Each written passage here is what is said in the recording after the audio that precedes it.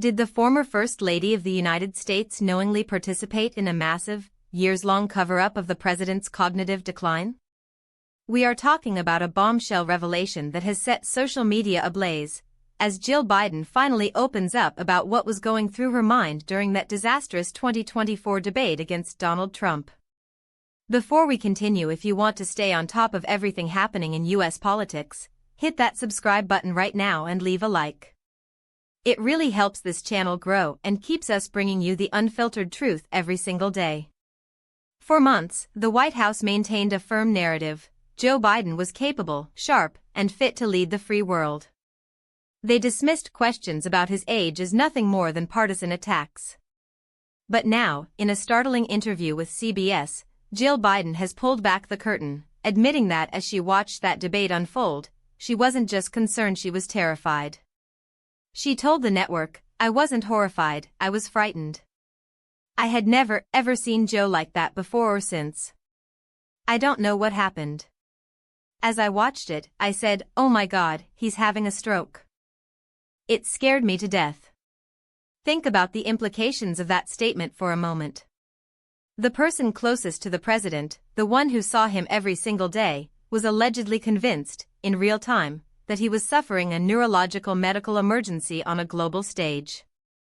Yet, despite that fear, the administration didn't seek immediate medical intervention.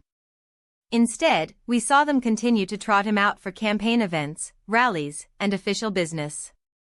This revelation has ignited a firestorm of criticism.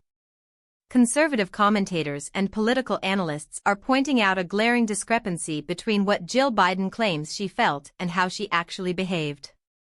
We all remember the optics of that night. Immediately after the debate, rather than rushing to a hospital, the First Lady was seen on stage, acting as if nothing was wrong, even leading the crowd in chants of 4 more years. Critics like New York Post columnist Miranda Devine were quick to point out the absurdity of the situation. She noted that if you truly believe your husband is suffering a stroke, you don't take him to a Waffle House for a photo op, you get him to an emergency room immediately. But the controversy doesn't stop with her reaction. It's the implication of the cover-up that has people truly angry. Axios reporter Alex Thompson, who co-authored the book Original Sin, shed some serious doubt on the idea that this was an isolated, shocking event. According to Thompson, Biden aides had already witnessed him acting that way before and after the debate, suggesting that these moments were not rare, but increasingly difficult to hide. This leads us to the most uncomfortable question of all: was the American public being lied to? If the First Lady and senior administration officials knew the president was struggling with serious cognitive episodes, why was he allowed to continue his campaign? Was this a genuine attempt to support an aging leader, or was it, as many critics now suggest, a cold, calculated attempt to keep a puppet in the White House to maintain a specific political agenda? Fox News host Jimmy Fallon didn't mince words, calling the First Lady a power-hungry sociopath for keeping him in the race, while Outkick founder Clay Travis went even further, labeling her an awful liar. Senator Mike Lee of Utah chimed in as well, noting that the debate performance was so bad that he personally wondered if someone had actually drugged the president. The political fallout from this is significant. It validates the long-standing Republican claim that the administration was effectively being run by unelected officials because the president was no longer capable of the job. It raises massive ethical questions about elder abuse and transparency. If the people closest to the president were aware of the severity of his condition, then every executive action and every major policy decision made during that period must be viewed through a new, much more skeptical lens. We are left with a situation where the official story has completely collapsed. You have the First Lady claiming she was shocked, while simultaneously, reports suggest his own staff knew exactly what was going on long before that debate night.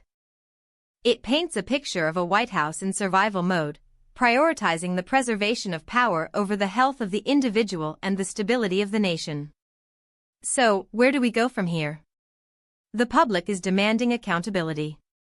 They want to know when the decline was first noticed, who knew about it, and who made the decision to keep the truth hidden from the American taxpayers. What do you think about this? Was Jill Biden truly caught off guard, or is she trying to rewrite history to distance herself from a failed presidency?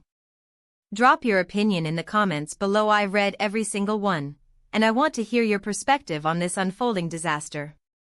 The truth about the 2024 campaign is slowly emerging, and it is far more complicated than the White House ever wanted us to believe. We will continue to follow these developments as more information comes to light. Stay tuned, stay informed, and don't forget to subscribe to ensure you don't miss the next update. Thanks for watching.